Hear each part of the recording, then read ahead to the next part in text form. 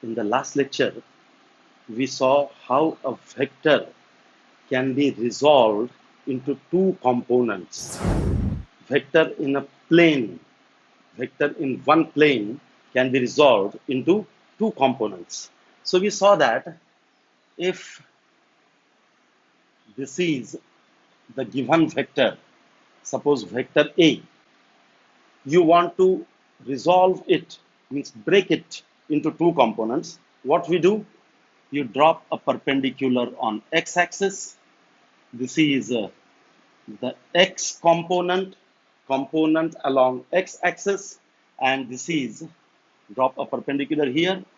This is component along y-axis, and then we say that vector A is equal to vector ax plus vector ay, or vector A is equal to iax plus jay, and the magnitude of this vector A is equal to under root ax square plus ay square. So a vector in a plane, it can be resolved into two components, component along x-axis and component along y-axis. But if the vector is in space, you know what is meant by vector in space. So if the vector is in space, then it has to be resolved into three components. So if you want to resolve a vector in space, you will need three axes, x, y, and z. It requires three components. So what you do there, suppose this is x-axis, this is y-axis, and this is z-axis. X, y, and z-axis, and this point is the origin.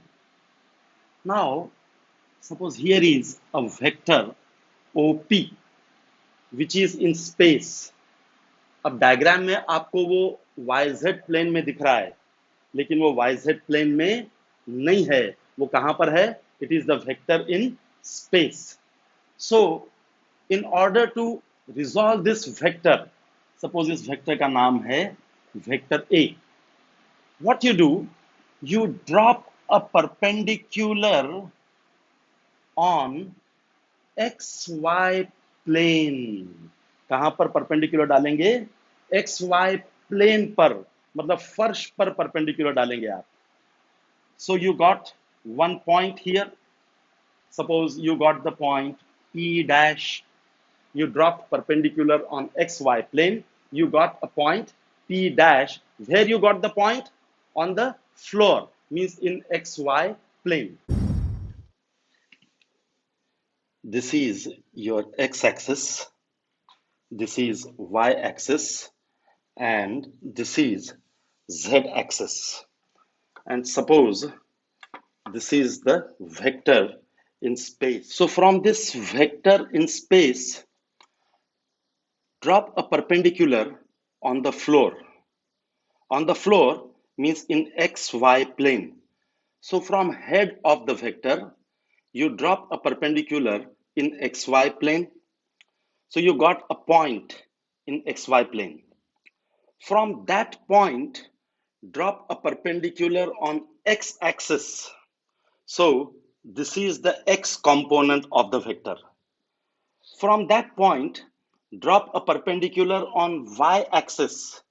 So this is y component.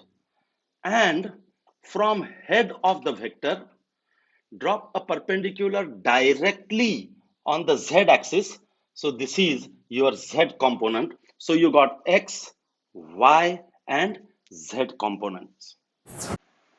Then from that point, drop a perpendicular on x-axis and drop a perpendicular on y-axis. Actually, this is perpendicular.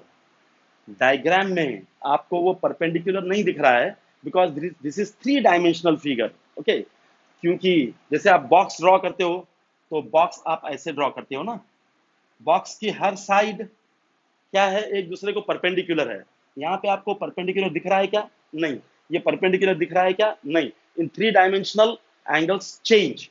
So this is actually perpendicular. So you drop a perpendicular from P dash to y axis and to x axis. यहाँ पर एक point मिला. यहाँ से यहाँ तक जो vector है, this one, this is vector ax, means component of a along x axis.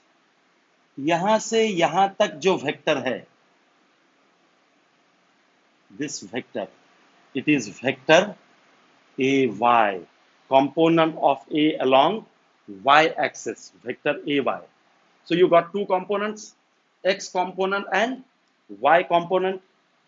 बचा अब z component. For that what you do, from this point P, you drop a perpendicular directly on z axis. So you drop a perpendicular directly on z axis. This is perpendicular. You got the third component, that is az. So that's how you resolve a vector into three components, ax, ay, and az, such that vector a is equal to vector ax plus vector ay plus vector az, means the combined effect of the three components, is equal to original vector A.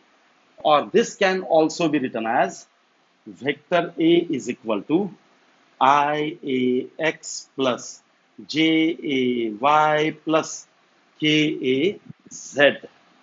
And the magnitude of this vector A, जैसे हमने two components में देखा था, under root ax square plus ay square plus az square.